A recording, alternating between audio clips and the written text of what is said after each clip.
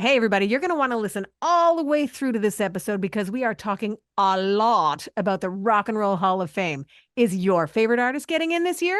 We talked about it so much, we even proposed a new name for it. You're also going to find out why Mariah Carey was spotted in a golf cart, and no, it didn't do her hairstyle any favors. Enjoy the show, everyone.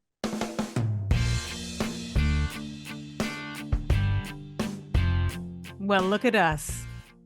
Or hear us. Kelly, Adam, and me, Sharon, ready to rock your 90s now minds. Yeah, baby. Yeah, baby. We're going to tie actually the late 80s and the now, and probably get confirmation from a country giant on something that we are likely already pretty sure of, but it's nice to hear it just the same. And for something that we're not always sure of, Kelly's trivia. That's coming up in a sachet down memory lane where one of the best to do it might make you cry. That'll happen with your 90s rewind. We'll also take a bit of an inside look at what they called the greatest night in pop. And the Rock Hall nominations are out. If this is news to you, it's because they were released on the Saturday of Super Bowl weekend. So just a few things going on that weekend. But I figure, you know what? Let's start there, you guys, because the list is long and strong and it gets conversation going because the Rock and Roll Hall of Fame has kind of shifted its direction over the past few years on not just rock as a genre of music, but rock as cultural impact, social reference, things like that. So that's why when you hear the words Mariah Carey or Mary J. Blige, you're not thinking, wow, that's rock and roll, right? But what they've done within the culture of rock and roll as like an era defining sense of being, it's like I work for them. Doesn't it sound like I work for them? My God, because it wasn't that long ago that I was like, this is the Rock and Roll Hall of Fame. What are these people doing in it? And I love all music. But the Rock and Roll Hall of Fame, still in my estimation, had a lot of rock artists to induct. But what they have made quite clear is that it's more of a, like I said, a cultural reference, social impact, that kind of thing. What rock and roll truly is and was when it first started all those years ago. So let's go over the list, shall we? Very exciting. Woo! And even on this list, I think, like we think of our favorites in the 90s, like a Mariah Carey or a Mary J. Blige. There are still some people that I think have to get in ahead because of what they've done and their impact. And I think if we're going to pick a 4-letter word to describe that, it would be Cher. Love Cher. Yeah. And she's been pretty vocal within the past few months about her exclusion as a performer. And she's one of the when you think of her resurgence in our favorite decade,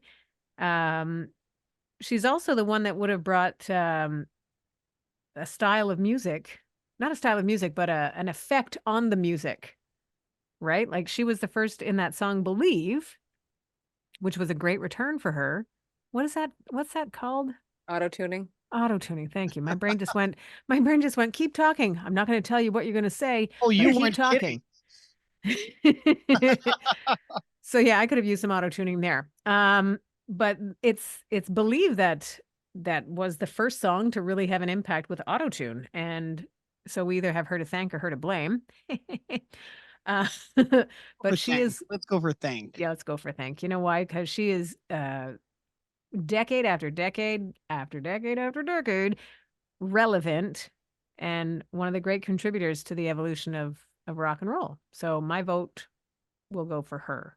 I mean, we get more than one vote as fans, by the way, and you can do that online on the Rock Hall site. You have to basically sign up with your email, and then every day you can vote, which will help determine what the short list will look like. Because right now there's a lot of names on the list. Are you guys happy about this list? I am mostly happy with this list. Mostly? Is there anything that you look at and go, no?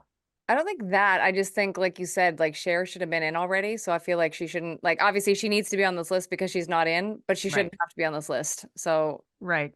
I'm kind of feeling that. And then, because I like this is Mariah Carey's first ballot. So to me, she has to go right through. But I don't know why Mary J. Blige didn't go right through before, because it sounds like Right. this is not her first ballot. I think she was on, yeah, like a while. So sometimes it's very curious. And I think that the Rock Hall is very fortunate because I think it's Q-Tip, not Q-Tip, sorry. Um, why am I forgetting his name? The guy, Questlove. Yep. I think he's had a very big impact on trying to help in artists of color. Mm-hmm. And so thankfully, because I think sometimes it's a little whitewashed. Oh, for sure. For sure. And even if you were to have that argument with people of a certain age, they would say, "Well, Elvis," you know. Mhm. And you're like, "Well, wait a second. Elvis himself would have said his great influences were all people of color." Yeah. And the music, all the roots go back to the blues. We know that.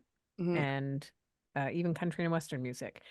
So it's great that Quest is in the position that he's in and he's making the most of it for the greater good, without a doubt. My question on this list, I think, is Sade, with no offense to her, Mhm. like directly, but I wonder, as far as impact goes, I'd love to hear the story that describes how her, I, her qualification.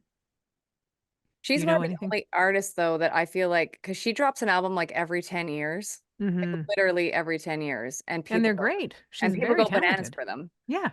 Like she's really one of the only artists that you can say, "Oh, okay, I'll see you in 10," like Yeah. Yeah. because But for that, my question then is, what's the impact?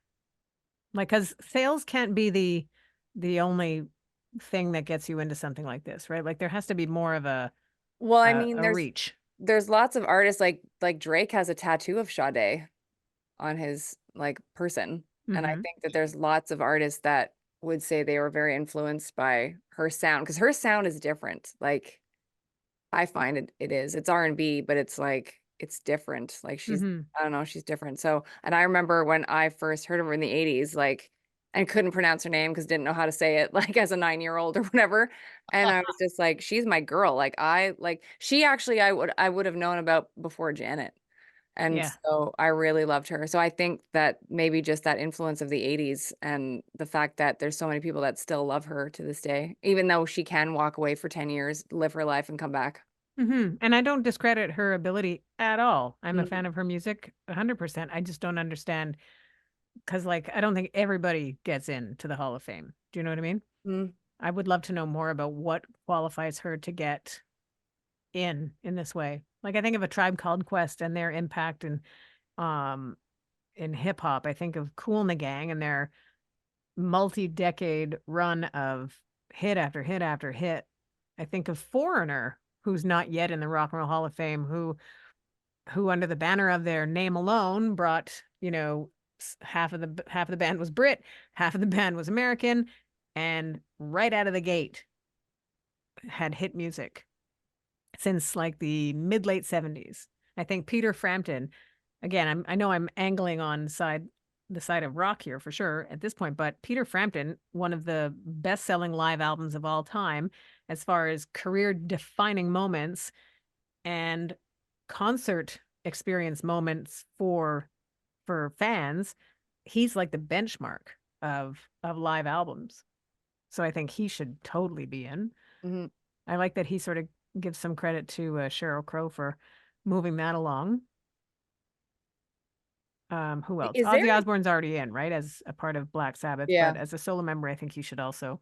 That's a story of success right there for in the rock world for how Black Sabbath sort of parted ways, and then Ozzy was like, "I'm doing this," like that's becoming the Prince of Darkness as a solo artist and a like he'll get in as a solo performer. I think that's for sure. Is there a list though? Because I don't go on even though I'm subscribed and all that, I don't go on the website that often. Because the apart from knowing that you have to have a commercial recording released 25 years prior, do Hmm. we know what the other criteria are?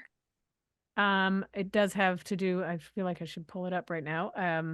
So I wait, th- you can't be inducted if your first record is younger than 25 years? Right. Correct. Did not know that. All right.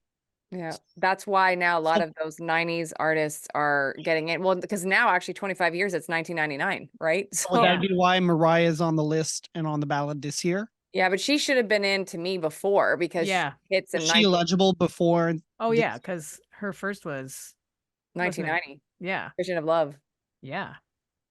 So Well, she's been eligible. 1990 was, oh, you're right. It was 34 years ago. Yeah. And you know what's interesting too is I saw because obviously we're coming, fresh off Super Bowl, which had a lot of representation for Atlanta in the house, if you will, Yeah. Ah, including Jermaine Dupri. And so I was impressed to see that again, like Sharon said, because they dropped the news over Super Bowl weekend, it got lost in a way.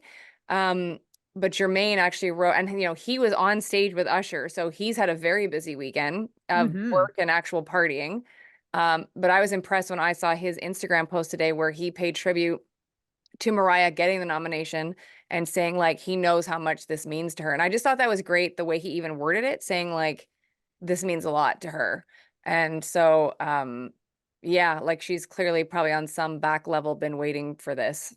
Well, yeah, and you think of what Mariah has done in her career. She is, you know, the great sum of her parts: songwriter, singer, performer, uh, Queen of Christmas. Yeah. She brings quite a bit to the table, Mm, and for the very visual 90s where her beginnings rest, she she demonstrated her growth as an artist throughout that decade and continues to do so, I think, as a human. mhm. Um, And she's like supremely talented. even if you think about it too, so like her first hit, I'm sure it's 1990, that was Vision of Love. Um, like certain, but Adam can check. Yeah. Uh, Yeah, yeah, one totally of is her that song. biggest hits, if not her biggest, came out, you know, was it 15 years later? Because with 2005 with We Belong Together, you know what I mean? Like, Yeah. so she's still cranking out the hits, and I don't know if she's got 18 number one hits. Like it's like she's got a lot. So to me, it's a no-brainer, not to mention the cultural impact that she's had on the Christina Aguileras of the world and like anyone Yeah. else who like Ariana Grande, like she's paved the way for vocalists in pop music in a way. Yep. Agreed. And Do I we know? honestly, We Belong Together, I don't think I can hear that song enough. Yeah. It's amazing. Hmm. Do we know how many people will make it into the Hall of Fame? They do performance categories, they do like uh legend categories and um different there will be there's ways of getting people in basically is what I'm getting at. If you look Well, at because this year's list has 15 people on it. that's the long list, so that will be pared down. Like not everybody's going to make it in. So is it going to be down to 2 to 5 to Um I Probably think it's 10, 8, 10. I think it's what was it last? It's like 5 or 7 actually in that neighborhood from my memory. Why did they say 13 last year? Was that because they had 13 nominees last year? I read. No, that would be different, the different categories of Oh, like, okay. the excellence category and the influence category. Oh, okay. So yeah, people get in straight up as performers and then there's other special awards. I wonder if they should not increase because to me they're at a backlog. There's a backlog. So I don't Oh know yeah. of performers. So I think that they should increase the number to 10 that are getting in just to catch up. Because yeah, like it's not fair that Cher is not getting in. Like what the heck is wrong with people? Like Well, it's funny too, like for a long time when the focus was rock, like it's almost like that's where she missed the boat sort of thing because it was rock and she was not rock, but they were focused on more rock stuff. So her contribution to the evolution of the sound of rock in the mid 60s is substantial. mhm, And I thought that Sonny and Cher were in together. But again, what she's done as a solo performer, if they've, broadened the reach or the requirement reach, then she makes it in. Like that seems to be a no-brainer. If you've seen her perform live, you know that she's covering her whole career mhm, from the 60s to the more recent, and it's a trip. Like you're like, "Oh yeah, that." She was yeah, she was going for it. Like she's a survivor performer. yeah. I think that the Sinead O'Connor is timely, and I think what Sinead brings to the table is that reflection of the singer songwriter in a more modern um take. And like she represents quite a bit, and I say modern, but like we're talking about 30 years ago, more than 30 years ago. Mm. Who else was I question marking? Oh, Oasis, which is funny because I think Liam Gallagher's like, that's bollocks. This means nothing. But I think it would be great if they got in, and I don't think that they won't. Like I'm pretty sure that they're going to make the short list. That's my guess for this year, that it will be Oasis, because they do have to get somebody rocking there. Lenny Kravitz is also on this list. Like, I love Lenny. man, oh man, everybody obviously is deserving in some way or another. Otherwise, it wouldn't have made the long list. Question for you. Do you think that because there's a Mariah and a Mary J. Blige on the same ballot this year, that it's going to be one or the other? Um, I don't know. It's always funny the way it works out, you know? Like it's I like watching the progress of the fan vote to see how that goes. And that determines, like, it demonstrates the voice of the fans. It doesn't secure what's going to happen. It shows the governing board that, hey, well, this is what we think Are should we going to happen. get the numbers about that poll? Are we going to know what the fans voted for? Oh And yeah, you can how see, much? watch it happen as it Okay, happens. So like if you were to go on now, I think you might see the current standings on who's voted for whom. I'll go check. And do we know what weight that has into the final decision? Is it just a subjective? Is it a 10%? Is it I don't think they give an actual percentage. I could be wrong, but I think they acknowledge that the voice of the fans, the voice is heard. You know, like, we hear you, we'll consider that. okay? And you can vote every day, and I think you get It's five, 7 votes, seven now. 7 Okay, picks a see, day. that's more than it was because it used to be five. I really hope that it doesn't happen, that it's going to be one or the other with Mary J. and Mariah, because I have a feeling like, because they're not similar, but they're similar enough. I've got the results in front of me. That's So dramatic sounding. Yeah. as of today, So if they were going to go and determine it today, who's on the top of the list? top of the list in terms of fan votes, Ozzy Osbourne, Yeah, followed by Peter Frampton, yeah, Foreigner, Dave Matthews Band, Cher, Lenny Kravitz, and Mariah Carey. yeah. That makes sense because traditionally, I think in years past, the rock fans are like, hey, rock is going in. So I think more and more people realize, and it can work for any of the artists that are nominated. If you want your favorite artist to be considered and you want your vote heard, you have to vote, like in anything, right?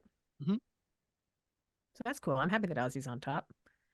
Close to 500,000 votes have been registered. Isn't that amazing? Yep. People are Crazy. in it. We can vote until I see June 30th. Mm-hmm. So there's a long way to go. That could change. Isn't that I wild though? bet you there's people every day. I'm on it. And then Yeah. Oh, totally. yeah. Well, if you Um, look at what Britney Spears fans managed to accomplish when they got her song right up to kick out JT's. So yeah. Can't People wait until Taylor Swift will be eligible and yeah. fans are going to go crazy for it. And people like to be a part of something too, like a yeah. movement like that, right? Mm. And music is the best uh um rallier of the masses, I think. You know, you can do it in the name of music. Yeah. I think Taylor's gonna have another 10 years to go, because I think her first stuff really dropped 2009-ish. Mm-hmm. So She's got some time, is that what you're saying? got some time. If she doesn't get in on the first one, there'll be hell to pay from. All she'll do, she'll just have to put a tweet out. Yeah, exactly. Her first single, Tim McGraw, was released in 2006. Okay, so then she'll be eligible as of then. Wow. 7 years. Yeah, and it was also interesting and typical at this time of year, and I'm not opposed to it either, though I think we've discussed it on our show before. Billy Corgan is now chiming in with, why don't you just call it the Music Hall of Fame? I was about to say earlier, are they talks about changing the name of the? I don't think that they would. I think what'll have to change is people's opinion on how this happens. And when it bothered me more, and I let off some steam with Kelly, I remember a few years ago. Not to say that nobody's deserving of being honored in a way that the Rock and Roll Hall of Fame has done it, but to me, it was the Rock and Roll Hall of Fame. So if it's going to be, They could pull off a Prince and say the Music Hall of Fame, formerly known as the Rock yeah, and Roll Hall of Fame. yeah, imagine. Or, but like I said, it's easier to change our view of what they're trying to do. You know, Without like changing the name. yeah, Well, because I think like all of us just have to see that over time, the description of what it means has changed. yeah. And that's it. Like, I don't think it, like, in my opinion, it doesn't need to be some big swooping thing. It's just like over time, because clearly, if they wanted to keep it rock and roll like just rock and roll, then none of these other people would have made it onto the ballot ever. No, but So they've that's why you wonder if should they have established a different Hall of Fame for that. But That's like the argument. I don't know about you, but like I will say to some people that I've had on my show that are pops artists, I'll be like, "You're such a rock star," because it's just the umbrella term for me, like where you're in the music industry, you're doing good things, you are a quote unquote like to me you're a rock star. You don't have to be a pop, like I don't need to say you're a pop star. Like to me, like you're just it's the cool, like everybody's cool in rock and roll, and because it's an umbrella term to me. So I don't know. That's why I think everybody just needs to be okay that as time, the Rock Hall itself has realized, oh, we need to encompass all the genres. And this is where we're at. Because they're clearly there already if they're putting in Mary J. Blige and Mariah Carey on the ballot. Well, and that's what happens when you like what we know of rock and roll, like we said before, that it's all rooted in the blues, right? So rock and roll itself is not its own thing. It's a melting pot of all the genres that have existed that, you know, that the great elements of those went on to make something different. It elevated each time. So, uh, however many years ago when Grandmaster Flash and the Furious Five got in, they were groundbreakers. So it's that element of doing something like significant and contributing in a way that's changed the game, right? So as soon as those groundbreakers were acknowledged, then I think that's when the door opens. Like you have to acknowledge, like for Donna Summer to be in the Rock Hall, I believe in that because she was like the figure of the phenomenon that was disco. You know, like Yeah. so it's important to acknowledge that. So I think that, well, Billy Corgan, back to him for a second, his argument that the rock and roll embodies a spirit rather than a clear definition makes it hard to justify including some artists while excluding others. So that's why he thinks the name change is a good idea. Though I imagine the marketing department at the Rock and Roll Hall of Fame that has branded themselves in this way for almost 40 years is probably going, great idea, Billy. Thanks a lot. When we need an idea, we'll call you. You know?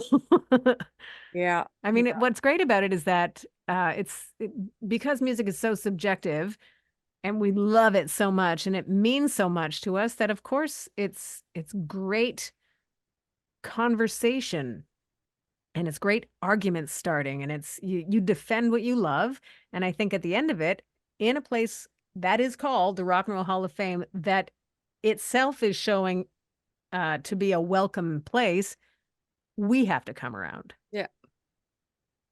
Yeah. Because to me, it's literally at this point, to me, it's an umbrella term where you're in music, you've done extremely well, and we're honoring our quote unquote rock stars who have killed it in any genre. That's what I think. So really, and the thing is, they always say change comes from the top. So the changes come from the top because it's their rock hall. They've decided that it's okay to put in R&B artists or hip hop artists. So then it's really a no-brainer. Well, oh, the definition has changed. It's an umbrella term. We're in the music industry. We've killed it. Oh, you're getting in if we think you deserve it. So, yep. I think also the uh it's I don't know. I just think it's it's always going to be. It's a living thing. So it's always going to be growing, mhm. you know? And everybody will get in that deserves to be in. And on some level, you think everybody deserves to be in. But I like also what's interesting is that when you say change comes from the top, um, on our show today we played some audio of Lou Gramm, who's the lead singer of Foreigner, talking about how years ago, like Foreigner's been eligible for many years, right? Their first hit was in 1977. And so Lou Gramm was talking about how his bandmate and their manager went and talked to the people at the Rock Hall, which I think was Jan Wenner. I think that was the point. And the conversation didn't go great. And because they were, trying to figure out, hey, why are we not getting nominated? And basically, what they were told was, either they were told directly or they found out later that Jan Wenner had said something to the effect of, Foreigner will never get inducted into the Rock and Roll Hall of Fame, or it'll be a cold day in hell, or one of those references. Yeah.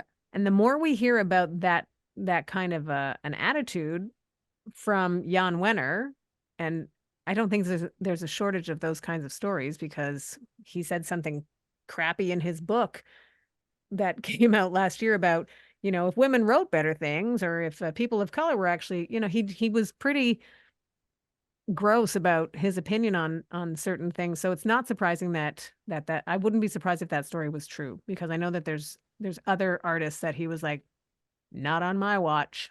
Oh boy. Now he's not in that job anymore. So Yeah. Does that's he why hang out Foreigner's with on the list. does he hang out with Neil Port now? Oh man. Probably. They're probably sitting somewhere wondering, what happened? Yeah. What did we do? They used to love us. We told them they loved us. That's the Yeah. problem. All right, so we've solved that problem. Yep. I think most of the show is over. Yeah, thanks you guys for listening. We appreciate it. You know what though? We can get to a couple of things for sure. Yeah. Not the least of which is the brain unraveling that will come from Kelly's trivia. Ooh. 90s now. Trivia. Bing bong. You are a bing bong. I'm feeling confident for both of you today because I feel like we have some easier questions. Yes. Awesome. Not sure how that happened, but anyways. Despite your best efforts, we might get one right. Despite my best efforts, I think you're going to get one. Actually, one of them I'm just going to ask, which is a complete throwaway because I legitimately cannot ask this because, like, for sure you'll know it. So I'm just going to give you a warm-up question. So the warm-up question, which doesn't count, is the Monica Lewinsky scandal involved which president? Adam. Go, Adam. Bill Clinton. Yes, Very sir. good. Why wouldn't that have been a legit question? Because that's like, that's of course nice. you would know that. Of course. Well, that's the fun part about trivia. Yeah. So anyways, doesn't count. So here we go. For the amount of times none of us had any idea. Yeah. I think you owed us one. Yeah. Well, now I think you'll still get this next one, but it might be a teensy bit harder. All right. In 1994, champion figure skater Tanya Harding was involved in a controversy involving which fellow Olympian? Sharon. I don't think. Yeah, you go ahead. Nancy Kerrigan. Yes, ma'am. It was either Nancy Kerrigan or Carrie Nance again. I couldn't figure out which one. I don't think I would have remembered the name. Carrie Nance. I saw the movie though. I remember Tanya. the video footage of Nancy Kerrigan sitting on the ground screaming, crying. Yeah. Why? Like, oh my gosh, I don't know why. Yeah.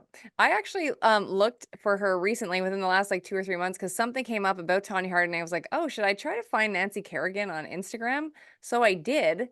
And because she must be like what, 55-ish, like something like somewhere. She's as old as She's I am. 54. 54. Wow, I was I could have close. been a professional figure skater.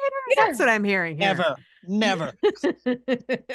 But yeah, she looks great. And so it's crazy to think that yeah, she's like yeah, she has like a kid I think who just turned 17. Like it's all bananas. So Can you imagine? Like when you hit your leg on a table or yeah. like a chair leg or whatever, and it kills, and it's just by accident Yeah. that someone came up to her with a pipe and whacked her hard. Ow! But also like, so it's all terrible, all of it. Yes. But like, you wonder what brainwave these geniuses came up with. Like, how can we take her out? Like, like, oh, Yeah. I got it, a pipe. Like, Yeah. these people should not be in charge of the codes. You know what I mean? Like, And they're not, thankfully. Too bad they had access to pipes. yeah. Anyways, here we are. So question number 2. In 1992, the largest mall in the United States, Mall of America, opened in which state? Adam, Go Adam. New Jersey. Oh, nice try. No. Sharon, Oh, Sharon. Chicago. No, that's a city, not a state. Oh, sorry. Adam, No. hey, Illinois. No. Boo. I'm glad you didn't get it. Yeah. That's like the person on a Price is Right that guesses $1 higher than the last guy. Yeah. I thought you'd both get this. So no, it's not ringing a bell. Mall of America. Mall of America. There's been many, I think, Missouri. close. No, there's been many like pop stars, I think, that got their start doing like mall tours. Oh, Sharon. Go, Sharon. Orlando, Florida. How many states can we like? Well, you butchered enough, so I'll give you the answer. Minnesota. Damn it. Really? Yeah, in Minneapolis. Minneapolis. Mall of America. Yeah. I thought I went to the Great Mall of America. I Maybe guess it was just a mall in America that was Yeah. great. it was huge. But what was the name? They had a huge. It was it's right next to the MetLife Stadium in New Jersey. I'll go look it up. There was Okay. an attraction park in it. It was huge. Oh, I Wow. went to one in Philadelphia, which I think was it called King of Prussia Mall. It was, anyways, this thing was like the size of 2 football fields. Like, it was massive. It was crazy. Did you get anything?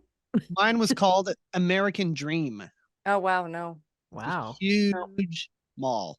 But funny enough that Sharon mentioned Orlando, because just before my mom and I flew out of Orlando last year when we were there, which, by the way, it's already like, it'll be a year soon that we left on that trip. It's crazy. The last night we were there, I actually drove to a mall that I didn't realize had been there. And like, I'd stayed at this place like a lot and just didn't know that a mall was like literally 2 miles away. So found this mall, went in. It was also massive, like legit huge. And I'm like, they know how to build big in America. That's for Did sure. you get anything? I did. That's where I got my my 2 ball caps, my Laker one and that orange one that I have with the Tampa Bay Bucks on it that I showed you guys. Nice. Yeah. So that was that. Yeah. Yeah. Very good. I'm done. That's all. All right. That's my Fine. Mall of America story. Anyways, you both butchered. I love that we were both naming out cities. Yeah. I missed that part of the question. Yeah. That's why I don't do so well. Yeah. Okay, so one thing that we took away from the Grammys hmm was the greatness of all the performances, right? hmm Yeah. And I think Luke Combs's smile kind of told us all we needed to know during his Grammy performance. Every time he looked over at Tracy Chapman when they were doing their duet on Fast Car, her original song. hmm But every time he looked at her, he was like, oh, he looked like, this is my life. It's happening, you know? So what we've learned from him is that this was a song that he's always loved since he was a kid. His dad played it for him. He learned it quick. It was just like a staple in his life, and he sort of felt like he had to do it. So this performance has been described as both elegant and timeless. Both words I agree with. It just was like an emotionally halting experience, I think, for everybody that watched it, that was just like, oh my gosh, it's happening. And she just sounds as great as ever, as we know. Now, what he did was post all kinds of behind the scenes pics and stuff like that. But what I love that he wrote was what his smile told us all, which was ultimately, no doubt, a defining moment of my career. Yeah. Which I think is amazing. He's a young guy. He's a giant in country music. He's flying on the fancy jets, you know? Yeah. And humble. Yeah. So I love that. I love that he said there were so many laughs, tears, hugs, and cheers that it almost didn't seem real. When it comes to the performance, it's still hard to process how amazing it really was to be up there on that stage. An element that I thought was cool, which is basically what you've already described, is just that knowing what a big star he is right now in, 2024, and seeing that he was like legitimately giddy about Mm-hmm. being with her, and he's been so amazingly like you said, humble, and putting all the spotlight on her, like it was her night, it was her, like I was Yeah. just lucky to stand next to her, like all that stuff that he said. I wish more artists would actually have that giddiness. And I think like we saw that a bit with Miley Cyrus and Mariah, Oh, like in the moment yes. that they shared. Yeah. But it was just so cool to watch such a beautiful moment. And like watching him watch Tracy was, I think, watching myself if I had been there next to Janet. You know what I mean? It's like for every person, you could be like, oh my God, that's what it would be like if I was next to Britney Yeah. Spears or Justin Timberlake or Cher. Like, Which would be like your head would pop off, do you yeah. know? Like I would totally lose my place and be just like, there they are. Fun fact, I was listening to a podcast that described that when Miley Cyrus talked about how I wasn't, you remember she said I was nervous I wasn't going to make it because of the rain and the traffic and all that. All things were going on. There was also a protest going on. So there was flooding because of the rain, Mhm, and traffic was bonkers as it usually is, but worse because of the flooding. mhm, Um, and everybody was late. So remember when people were running in late? Oh, there's Taylor Swift, yay! And there's Meryl Streep. All these people were running in because they were late because they were in traffic. mhm. That for Mariah, she arrived just on time because they went and got her in traffic in a golf cart on the shoulder of the highway in the opposite direction. So Wow. they were going against traffic, which obviously wasn't moving, so actually wasn't dangerous. Yeah. But they went and found her and got her and brought her. Imagine being stuck in traffic and you just see Mariah Carey riding that Yeah. golf cart Yeah. I'm going the impressed she wrong way. got I would have died to be there. I'm Wow. impressed she would have got into a golf cart because she doesn't like when she's not ready. You know what I mean? So Yeah. like, in a golf cart, her hair would have gone crazy. You know what I mean? Well, they all came to makeup, right? So they Yeah. got her into that and got her out. And she was pretty chill, all things Yeah. considered. Yeah. It's Grammys. But You can't say we'll start the show half an hour later. Yeah. no, Can't do no, that. exactly. And apparently Trevor Noah, as the host, was getting fed information in his earpiece. And it all just the magic of those kind of I think events, you hope for the best and then stuff happens and wrecks your plan, but then magically everything falls back into place. So everything was falling into place as he was hitting his cue. So he was stretching for sure. Yeah. But like, we're waiting for Meryl Streep and then boom, Meryl Streep runs in. Hey, look at Well, you. it was so seamless. I was Yeah. convinced it was all scripted. I was No, like, it was. Meryl Streep is waiting to get here because when he mentioned Meryl, she showed up 30 seconds later. And as we know from watching award shows, all the people are usually always there. Yeah. Like they're already there. Yeah. So the producer of the show was saying that I think it was his fourth year doing it as the executive producer, the guy that runs all the moving parts. And he was saying that it's exciting. It's months and months of work to get to that point. And he said, the worst part is the last hour. So he said he broke it into 2 half-hour segments. Those last 2 half hours are the worst because there's so much that's going on, so many moving parts. The reason why Trevor Noah is in the crowd is because they're moving all the stuff off the stage to get the next thing to come on so seamlessly. Yeah. But it's all dependent on things happening. So no, you can't wait for someone to be late in traffic because we have practiced this. Yeah. And this is how it's going to happen. So all this stress is happening while we're watching a very entertaining show, which I thought for the Grammys was one of the best I've seen. Agreed. Yeah. Kudos to them for getting her done. Now, I don't know if we talked about the biggest night in pop, and I don't know if we have time or if we should wait to We talk could about it sa- next time. save that. We could save that. I think we Okay. because there's like 2 or 3 more topics we have, but I mean, we were very involved with this rock pop We discussion. mean business. So I'll we- just say I watched a movie. I have watched The Biggest Night in Pop. Wasn't it fantastic? It was great. But there's lots to unpack, so we have to save it for the next show. Yeah, we can't just throw that away. So we will talk about that next time. But what I would like to do is take you down in that sachet way for your 90s rewind. Do it. And when I referred to one of the best to do it, I'm talking, of course, about Toni Braxton. Toni Braxton and her ability to take a breakup song and make you feel better and worse at the same time in a really good way, if you know what I mean. It's like that misery loves company kind of thing. So when Unbreak My Heart was at number 1 this week in 1997, no surprise at all. Can anybody get lower than Toni Braxton in the vocal category? I don't think so. Number 2 this week, and I'm not going in any particular order, though I did like the back-to-back reference because it was fun coming off of Super Bowl weekend and seeing some of the commercials. It was fun seeing David Beckham and his wife Victoria, who was once a pepper lady, in that commercial for Uber Eats, where Jennifer Aniston suggests that you have to forget some things to make room for the other things. So they couldn't remember that she was a Spice Girl, and that's why she was a pepper lady. Spice Girls were knocking our socks off with Wannabe. The next song on our handful of songs for your 90s rewind, I think, is one of those ones that this many years later has reached the point where it comes on, whether it's on your playlist or on the radio. You hear Pony come on, and everyone starts to slowly bob their head to Genuine. You know? Yep. And it's not about a horse. Yeah. So and who rocks the party like who rocks the party that rocks that party, Kelly? MC Light does. Right, MC Light. Rhetorical question. By A the little way, bit of just yeah. a quick thing. She was, I'm pretty sure, the voiceover announcer for. I think so Right. too. Yep.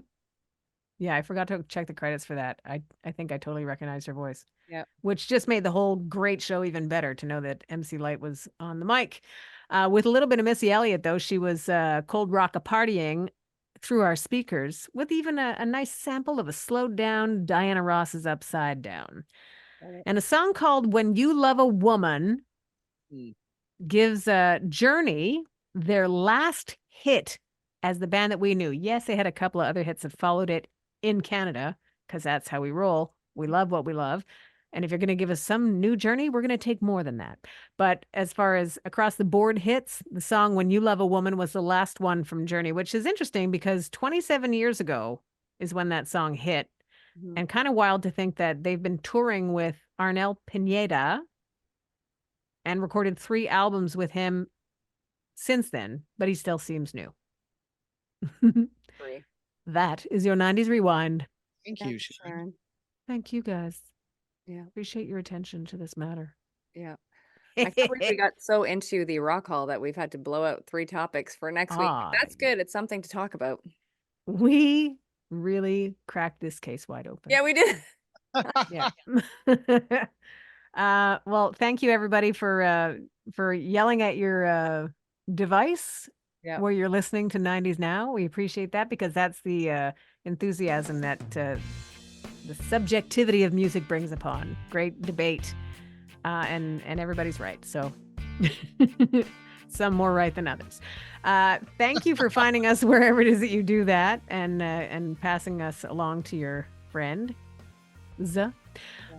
Ultimately, thank you very much for listening to 90s Now. Still happening.